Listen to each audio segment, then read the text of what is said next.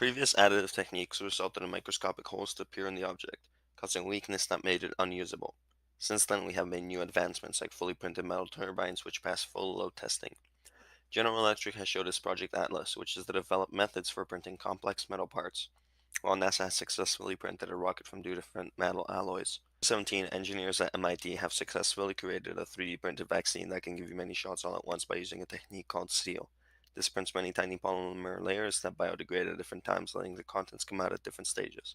This can improve medical care in the poor regions of the world where everyone needs a doctor but they're almost zero.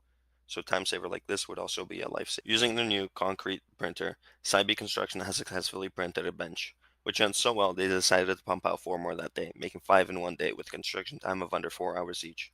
Eindhoven University of Technology has instead opted to try something a bit larger and had printed themselves a pedestrian bridge which went to the public use in October 2017. All these advancements are pretty hard to ignore, and the numbers speak for themselves. 2017 saw the sale of the millionth desktop 3D printer, which puts this emerging tech into the hands of more and more people.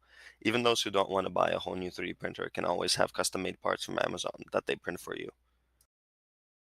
One of the more humanitarian uses for 3D printing is letting poor people eat relatively good food printed from food cartridges they would buy at a local store for cheap, as it would only need to be a powder which could be made from insect protein, a much cheaper alternative because of how easy it is to farm insects.